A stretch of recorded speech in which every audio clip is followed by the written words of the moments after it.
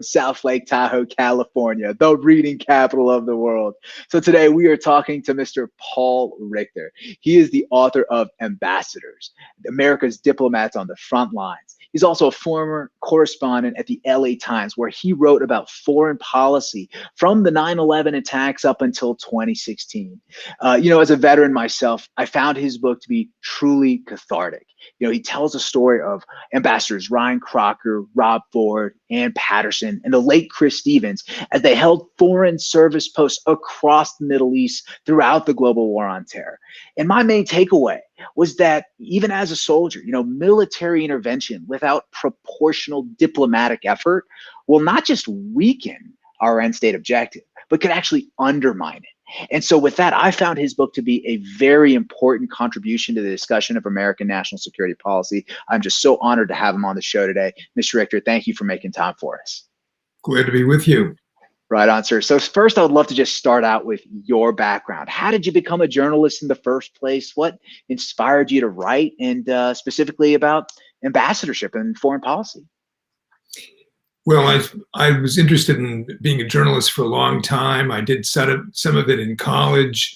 I worked for a bunch of small papers around the country.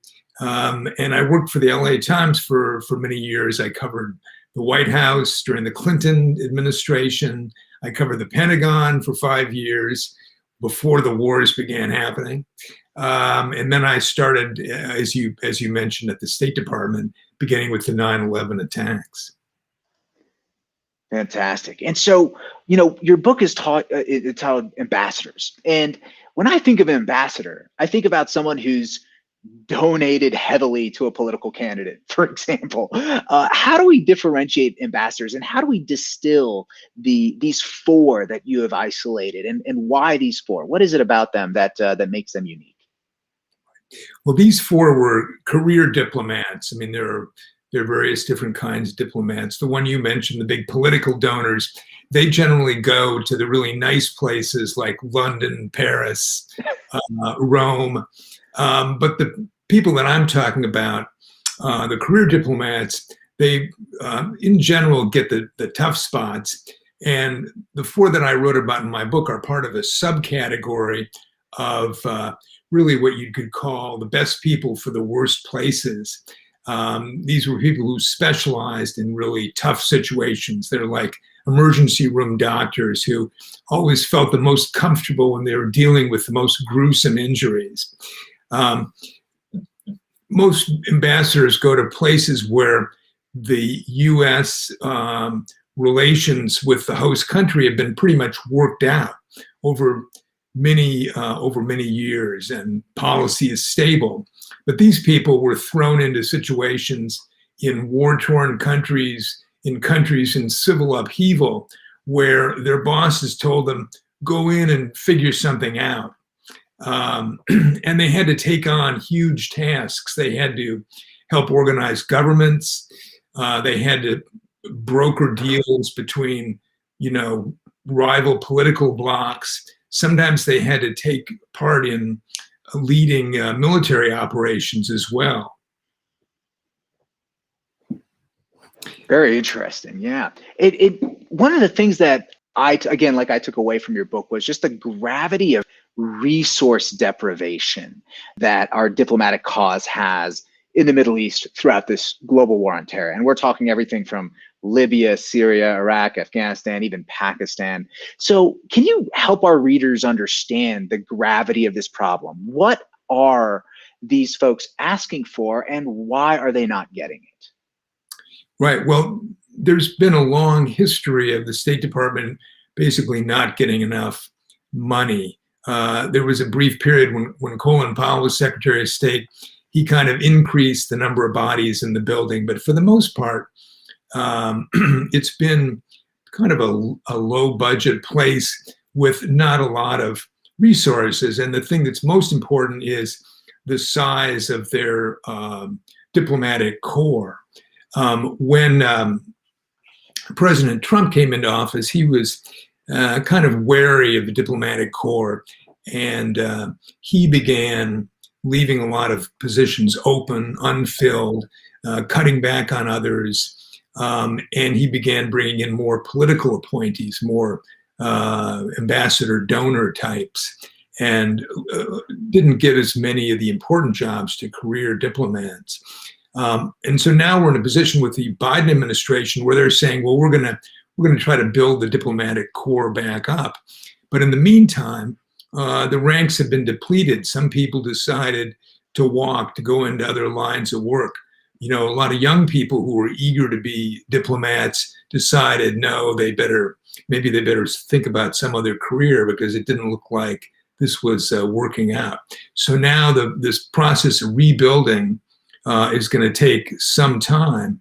And in the meantime, we're lacking people we need in some of these tough places. The Chinese, who are our big rivals now, they give a lot of emphasis to diplomatic work, and they got 1 million people who are at work all over the world, trying to build relationships, commercial, diplomatic, military in some cases. So we're kind of lagging in all these respects. So we actually had a question already come in from the live chat, and I want to ask because I think it's interesting. The question is this: the skill set of a private sector negotiator on the surface doesn't seem that different from the skill set of a foreign policy negotiator. What exactly were the shortcomings of these folks that came in from the Trump administration, and why could they not serve as effective diplomats? So I think what this question is saying is that, deal making is not created equal in all domains. What differentiates foreign policy deal making from, say, private sector deal making that someone like Rex Tillerson, who was Secretary of State under Trump, who was CEO of Exxon, he makes a lot of deals. He's an excellent negotiator, I'm sure. But why would that not necessarily qualify him to be a diplomat? Yeah, well, I mean, Tillerson, as a CEO of a big oil company, did know a lot about the Middle East and about Arab countries, and in some ways he was well qualified for the Secretary of State job. And that's why people like Condi Rice and Bob Gates recommended him, because they thought he'd be good at this job. But unfortunately, people who are good businessmen aren't always good in the public sector. There's a real difference of kind of the tasks they have. In diplomacy, there are, in some ways it is very much like private sector negotiating, but in other ways it's different. It's really important to know the background, know a lot about the politics and the societies of these people. Robert McNamara, who was our defense secretary during the Vietnam War, after it was all over, he wrote this book saying, when we got into Vietnam, we didn't have any of these regional specialists who knew about the society and the people of Vietnam. When we were dealing with the Soviets, we had smart people who knew all about the Soviet Union and their people. And in Vietnam, we didn't have those people. And that gives you an example of the importance of having specialists who understand the different, all the different people there are in places like Afghanistan and Iraq, how they're very different, how they have very different goals. And that's the kind of stuff that you need to know in diplomacy that you don't need to know necessarily in private business. Very interesting. And I actually, even McNamara himself came from the private sector, I believe. He was an executive, I believe, at the Ford Motor Company before. So even he had an uphill battle to climb as well. Absolutely. It was, I'm reading a book about the Vietnam War now, and our failure to understand the Vietnamese people was a terrible shame. Absolutely. We actually had another great question come in from the live chat. Hope you don't mind. Sunker Venkatraman asks, have we lost a generation of future diplomats because of the lack of credibility in the recent Secretary of States, including Rice, Powell, Tillerson, Pompeo? And I think an excellent follow-up to that is, if we have lost the future generation of diplomatic talent, What do we do about it? Well, it's a slow rebuilding process. People like Bill Burns, who was the Deputy Secretary of State and is now the CIA director, he says it's going to take a generation to rebuild what we lost. Because, as I said, a lot of people left, a lot of young people didn't come into these jobs to start really learning the institutional knowledge we need. Now, the good news is my friends who work for international relations schools say there's a lot of young people who are really burning to do this kind of work. And applications at graduate schools have really climbed, and a lot more people are taking the foreign service exam. So there's a lot of pent-up demand to do this kind of work, but it's going to take a while to replace what we've lost. And there's still going to be a question about whether the State Department gets that money from Congress to do it. Not a slam dunk. Exactly. And so I guess my next question would be what does right look like? So I guess, is there a NATO country contributing to the ISAF or coalition forces that you feel is setting a good example of a balance between military and diplomatic power? What does that right example look like in your view? Well, a number of them have leaned more on diplomatic power over the years, partly because, the U.S. has this vast military. And so when there's an international relations problem, some kind of security threat, we always go, well, let's call the fourth ID. We always look to the military because we're spending so much and we have such a competent military. So we look that way. These other countries, Australia, now Britain, the French, they have less resources, and so it's more important for them to be, to look at the using the diplomatic tools and the economic tools to get the job done. But it's hard to find the right balance. In Afghanistan, for example, the Germans went in. They took a position in northern Afghanistan where they thought they wouldn't have to do a lot of combat. And that was their goal. They wanted to do peacemaking. They wanted to do some nation building, humanitarian work. And the people in Berlin said, we don't want to get involved in a lot of war making here. But after a few years, they came under attack by the Taliban, and the American leadership was saying, hey, you need to help us out. So they got more involved in the war making than they really wanted to. It was not a comfortable position. Their bosses in Berlin were unhappy that there was so much fighting going on involving Germans. But on the other side, the Americans felt like, well, maybe the Germans aren't really pulling their weight here. So in these international situations, it's tough to find that right balance.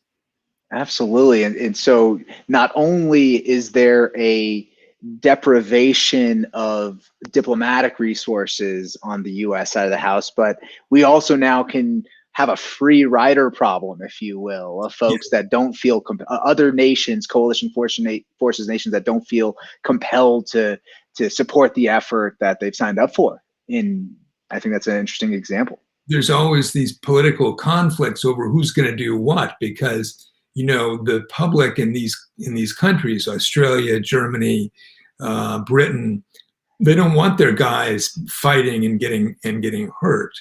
And so there's an instant, built-in political friction here. Right on. So let's dive into the archetypes of these four characters in your book, their personalities. You've met with them, you've spoken with them, you've studied them. Was there a particular favorite of these four ambassadors that you enjoyed working with? Curious what characteristics you found most valuable in an American diplomat.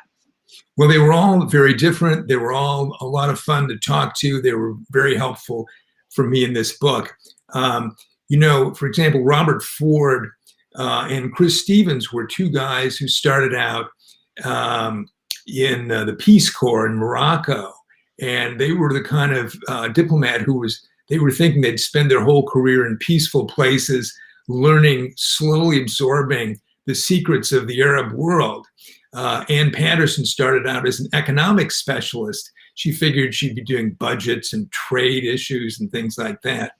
But they kind of they got absorbed into these conflict zones and discovered that they thrived in it. The guy who's kind of the ultimate swashbuckling diplomat was Ryan Crocker. He's a little bit the Rambo of the diplomatic corps. And he discovered kind of early in his career that he was attracted to places where there was really, where there was the smell of cordite in the air. He was involved, he worked in the embassy in Lebanon in 83 when it was blown up. He spent a couple of days pulling out the bodies of Lebanese and of his fellow diplomats. And it was a real crisis, but he realized that he had a cool head in these situations, and that he felt he'd found a kind of job that he was good at. So he kept going back. He's a guy who, he was ambassador in Afghanistan twice, or he led the mission there twice. He was ambassador in Iraq. He was in Pakistan when the terrorist threat became really dire. So he was kind of everywhere.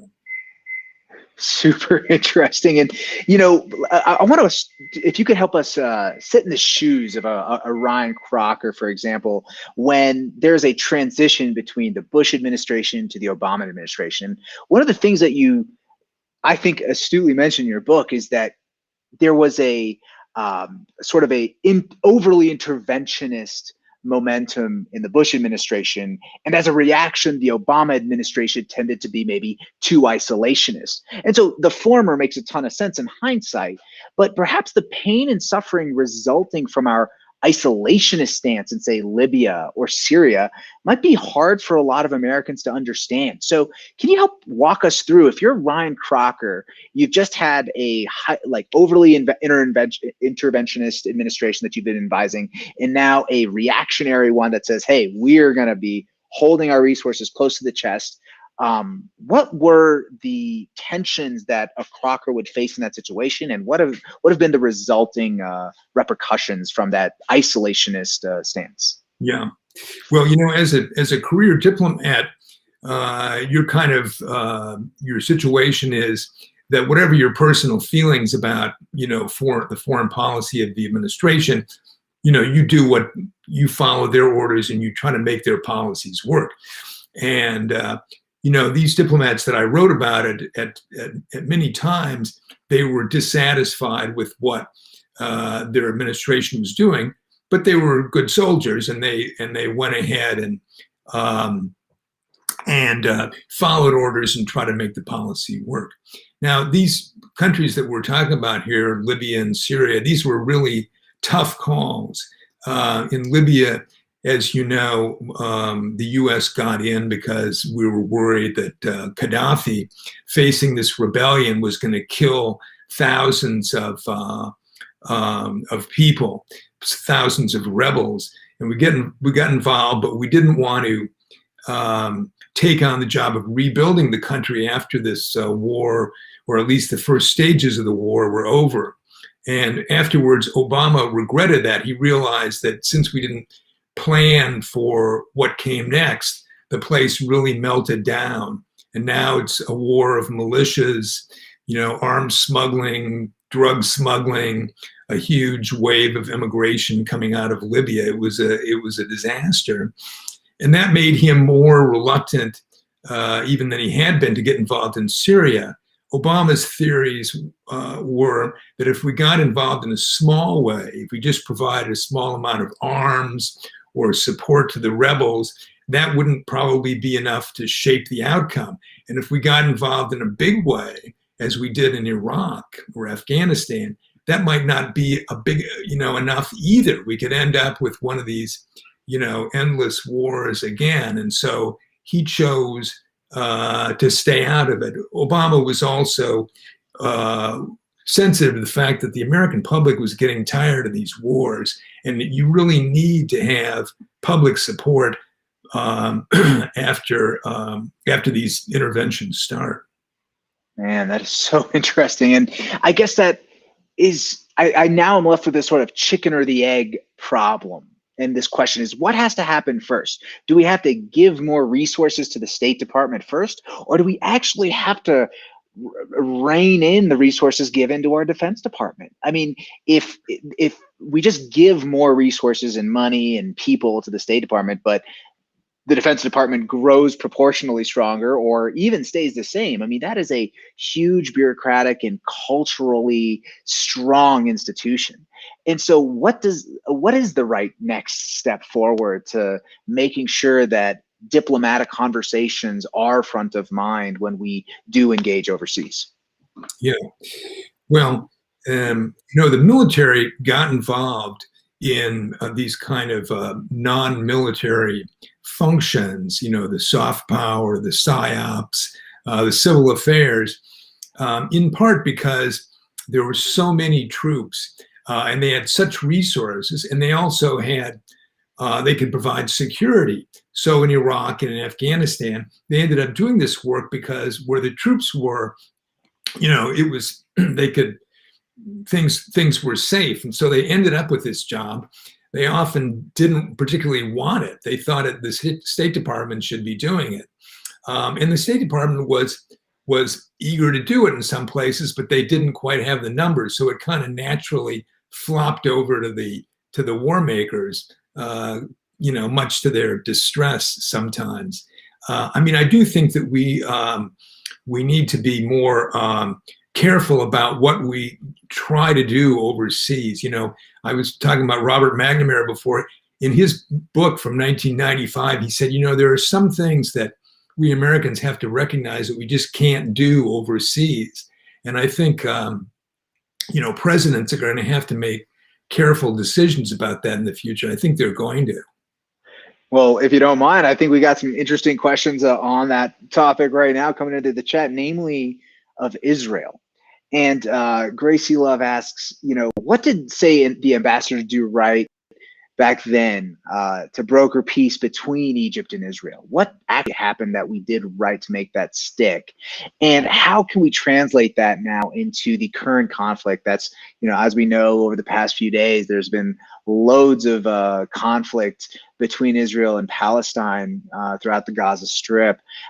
Curious what lessons we can take away from our successful negotiations between other Arab countries and Israel, and how we can apply that now to what's going on in the Gaza Strip.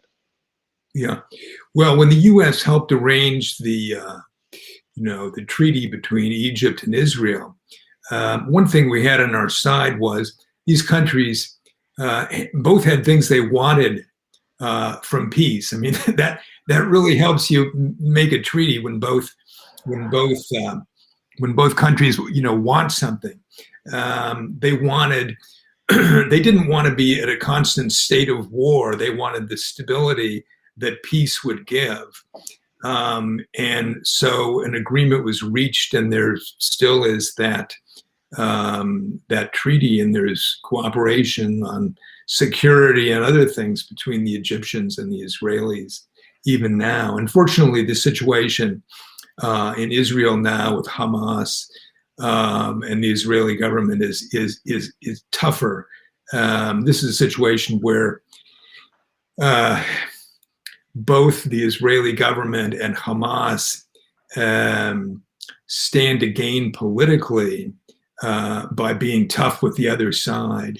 Hamas will will gratify the Palestinian public by shooting rockets, and also Benjamin Netanyahu will strengthen his political position at a time when he's been in political peril. So that's the opposite of the Egypt-Israel situation. This is a situation where there are things to gain through war. Oh my goodness! When there are things to gain through war, if that's not a cause for concern, well, that sounds like a horrible predicament. I'd love, when I was finishing up my time in the service, I remember, and I actually had several conversations with my former colleagues from the military about this. Like, we're having meetings on soft power, right? We're soldiers, we're training battle drills. We've, gone through air assault schools, and we've gone through, so many of us went through ranger schools. I had friends in special operations, etc. And, a lot of focus on kinetic activity, right? Basically the, raids, reacting to contact, etc. And then all of a sudden, our job descriptions started to change, and our training started to change, and we were participating in psychological operations, civil military affairs, and lots of things that were not fighting our nation's enemies, despite the fact that I was walking around Afghanistan looking like RoboCop. So I guess, how do we know the limits of what an American soldier can or cannot do on the ground? Who is to define those limits? And I guess what would, in your experience and in your observation, is that something that we can actually count on the Defense Department, the Department of the Army and the Marine Corps, et cetera, to do on their own? Or is that going to have to come through some sort of external, an external force to sort of restrict what we are asked to do in uniform? Yeah, yeah. I mean, I think the problem just lies in these missions that have nation building as a key part of them. We got involved in Afghanistan in 2001, hoping that we could, if we got rid of the Taliban, then we could have a government there that would not be a host to terrorist groups. But it soon became clear that if we just left, then it would be another dangerous situation. Who knows who would take over, and whether Al-Qaeda and other dangerous groups would regain a footing there. And so the job began to look immediately like nation building. And it was the same in Iraq. I mean, Donald Rumsfeld did not want to get involved in nation building. He wanted to pull up stakes and get out of there. But President Bush realized if we pull up stakes and leave immediately, then there's chaos. So we have to stay, and that means nation building. And if you got thousands of guys in camouflage uniforms who are there, then somebody's going to say, well, maybe those guys could help with the nation building. That's kind of it's an almost inevitable outcome. I mean, if we have a more fully staffed State Department, then the military can do less of that. But, it's just all those bodies. You may have heard this joke when Petraeus was running the show in Iraq. They said that Petraeus had more people bringing him breakfast than the ambassador had his entire staff. So, oh, that is a brilliant quote. Oh man. Well, I tell you what, it's really hard to shift into nation building when Donald Rumsfeld names the initial bombing campaign shock and awe. It's not exactly, it doesn't lend itself to a collaboration on the ground afterwards. Right? Yeah. We had I think a very interesting question come in through the chat. What is nation building? We've never really defined it. And is there an example of when the United States has successfully built a nation? I think that's a wise question to ask. I'd love to hear your thoughts. Have we ever done this correctly? Well, actually, there's a really smart guy named Jim Dobbins, who's he's a former career diplomat who's done a lot of this nation building kind of task. Since, say, when did he start? Maybe starting in the 80s. And he's worked on a number of countries, including Afghanistan, including Haiti. I think he worked on the Balkans too. Has been one of the smartest people on this because he's done a lot of it. And he's a believer that the U.S. can do this thing, this kind of task, that we can provide some economic assistance, some trade assistance. We can help countries in turmoil set up governments. And it takes a long time, but he believes that the U.S. can give a push in the right direction. And he, in his writings, he's pointed out there you can point to maybe 20, a couple of dozen countries where the U.S. has helped out. Haiti's one, some Balkan countries. There are places in Asia and East Asia as well. So, the job, nation building, is just a job of providing helping provide some governmental organization, starting some new institutions that will provide stability and stop the poverty and conflict in countries. It's interesting. All of our recent presidents have said, "Well, I'll never do nation building," but they're all inevitably drawn into it, and it's been that way for a long time because there are security threats and there are economic rivalries that kind of pull us into it. When Woodrow Wilson became president in 1912. Before he was elected, he said, I'm not going to do any of that stuff. I'm not going to be an imperialist. Get involved in Latin America. I'm going to treat all those countries like equals. I'm going to address them humbly. And he ended up getting involved in more interventions than any president before him. He sent troops to Honduras 6 times. So, people become president and then they feel these pressures to get involved abroad. It's just hard to avoid. We had a follow-up question, if you don't mind. Again, Gracie, what would your characterization be of the U.S. nation building of Germany and Japan after World War II? And this is an interesting question, I think, because it references, say, the Marshall Plan, where this was led by a former general officer who was chief of staff during the World War II. And I'm just curious, what are the components of those plans in Japan and in Germany after World War II that you think might be transferable to our operations today? Well, I think in both Japan and Germany, and kind of there was a lot. These countries had a lot going for them still, even though they were in ruins, obviously, after the war. They both had they had a lot of human resources. They had a lot of talented people who were eager to start rebuilding their countries. And they didn't, and they were both relatively homogeneous countries, unlike Afghanistan, where they're all, and Iraq, where these various groups are battling among themselves. And the U.S. provided aid through the Marshall Plan. I think U.S. occupation in Japan made some sensible decisions about how the Japanese government should restart operations, and they obviously really got growing. They got going well, and in Germany it was an economic miracle, and Japan as well. So they had a lot. They had a lot to start with, and they did not have some of the problems that other countries that are now unstable face. Fair enough. Yeah, it's a much different circumstance, and I think that's certainly wise.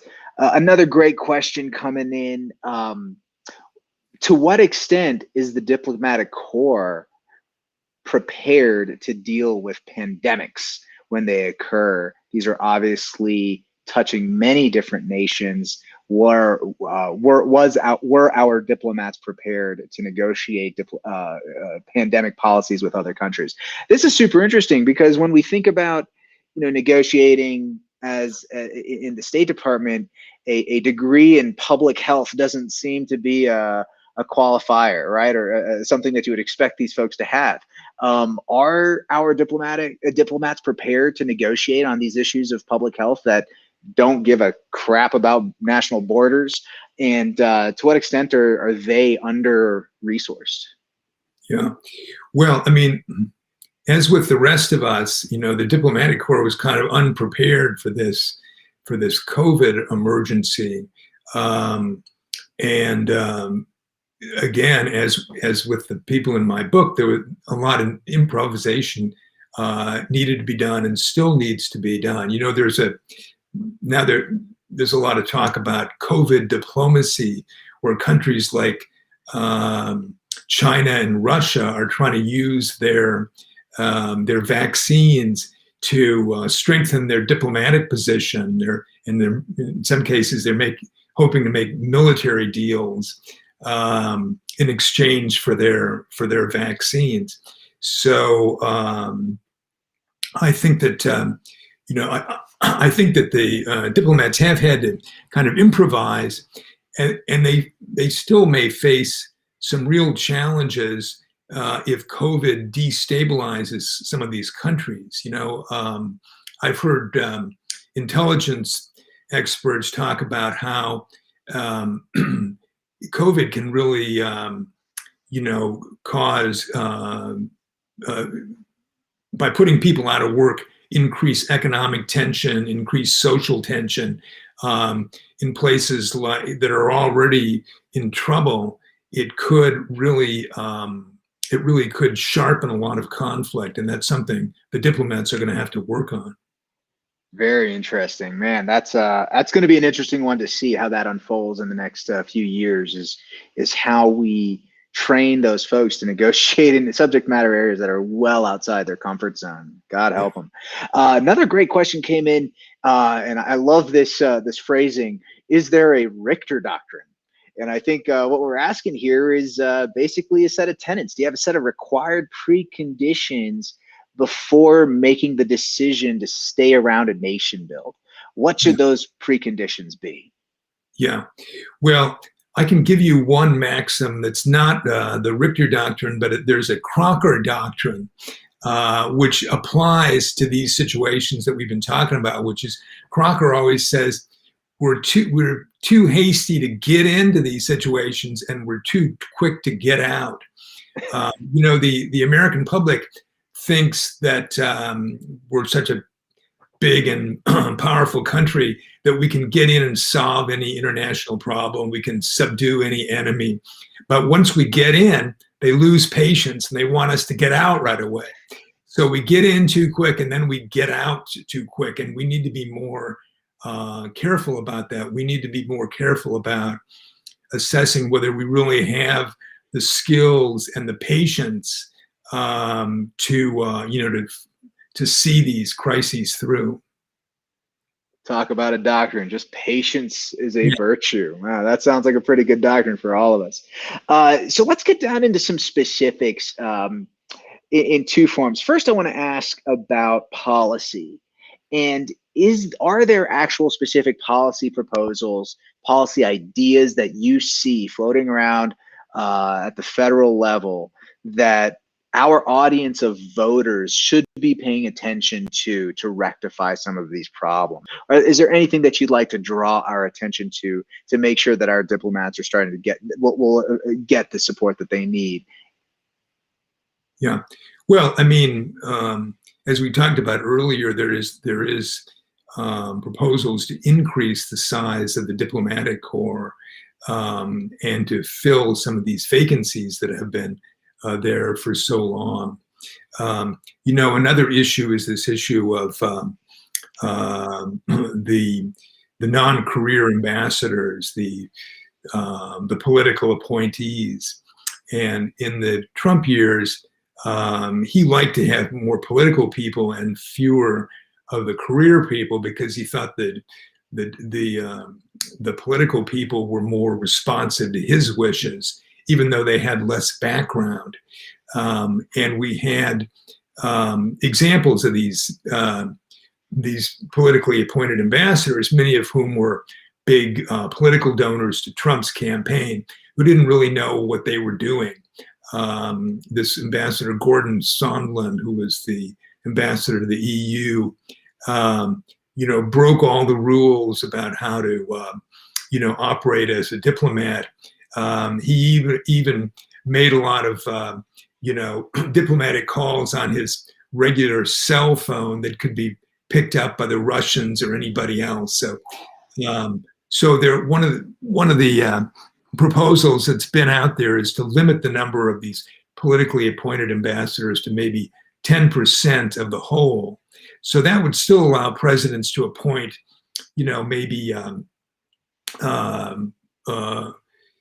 maybe 10 or 20 political ambassadors. So if they have really talented people like Mike Mansfield, like some of the great legislators and political leaders of the past, Nancy Pelosi might take one of these political ambassador appointments. That would be fine. But I think if you do too much of it and you start getting people who really don't know where the capital of their country is, then you're in trouble. So I think that might be a sensible proposal. Very interesting. I like that. We had a great question coming in from Mr. Brandon Englehart. In your opinion, who has the most leverage in a diplomatic conversation? Is the leverage in economic, military activity, relationships? What of these three levers? Where do you think you get the most bang for your buck? Yeah. Well, I mean, the U.S. has been kind of unique in that it has all of these things at once. There are a lot of, in most situations, military power doesn't come into play, but economic power and political power, the United States' ability to rally all of its alliances, all of its allies. That's why the U.S. has put so much effort in building NATO and the other alliances and relationships that we have, because those are, as the military says, force multipliers, and the U.S. has all of these tools combined. Ann Patterson told me that she was always amazed by the kind of deference that foreign governments show to the American ambassador. She was an ambassador to I guess it was El Salvador, and they would always invite her to sit right at the front of any diplomatic gathering, even when she was a new ambassador, because if you're the American, you really have the juice. And the U.S. has really had all that leverage, but it's important that we don't squander that by misusing it and undermining the trust that we've had over the years.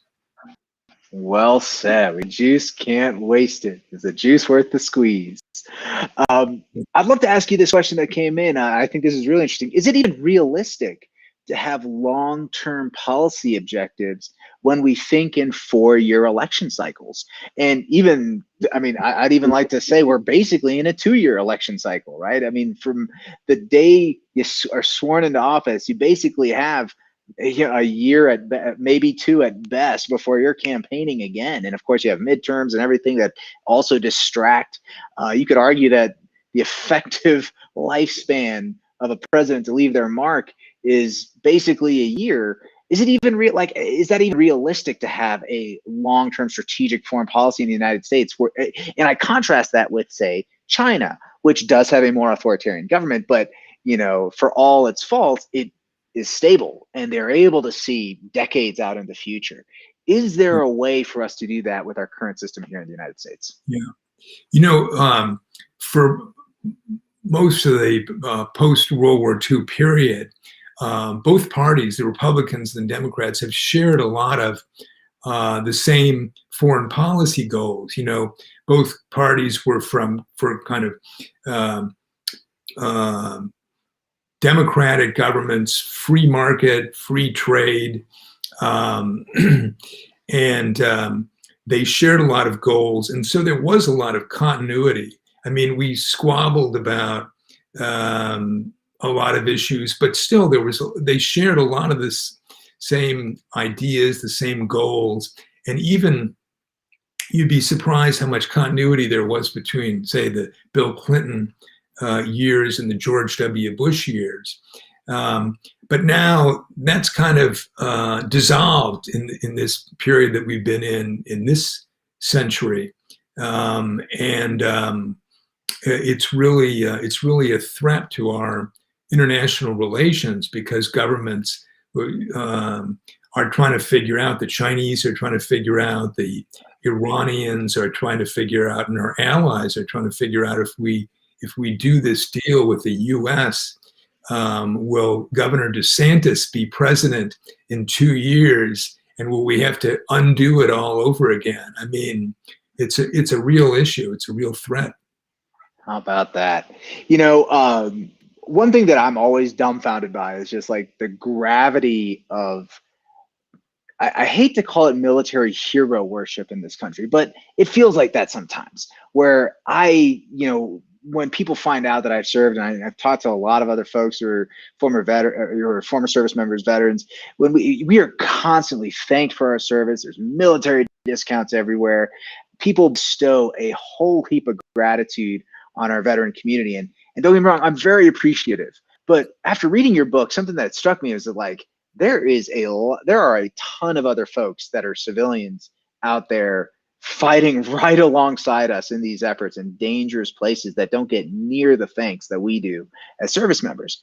And so I'd love for you to kind of maybe walk us through that story of someone who is a career diplomat that may not get the panache of an ambassadorship, but is dedicating their life to public service in dangerous places.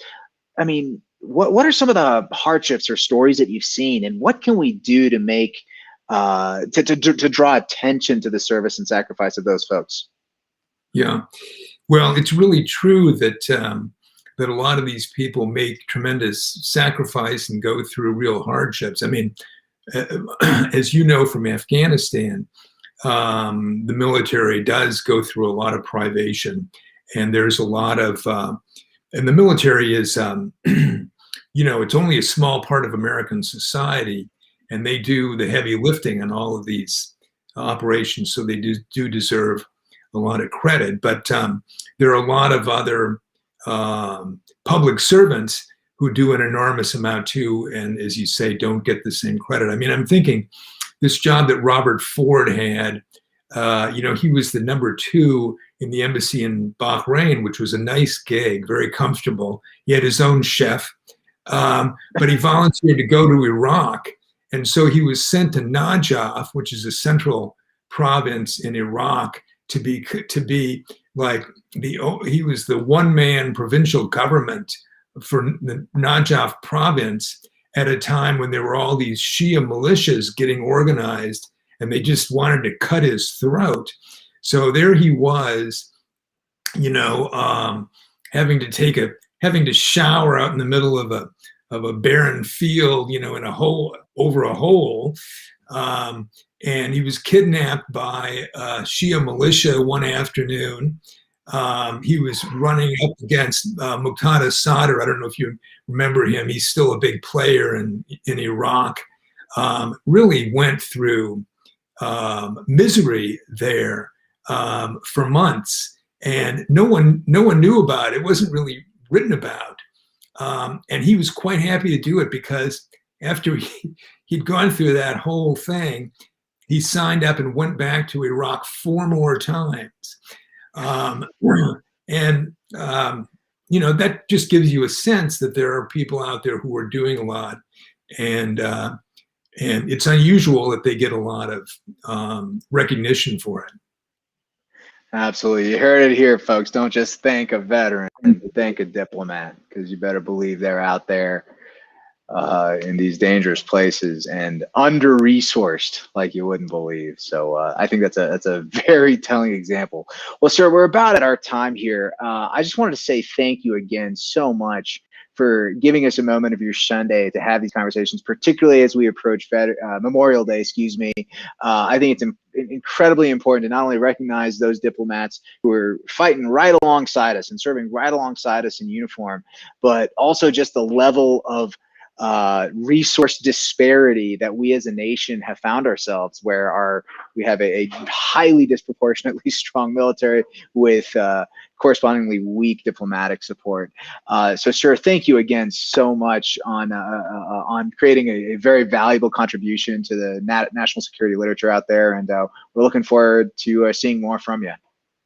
Thanks so much.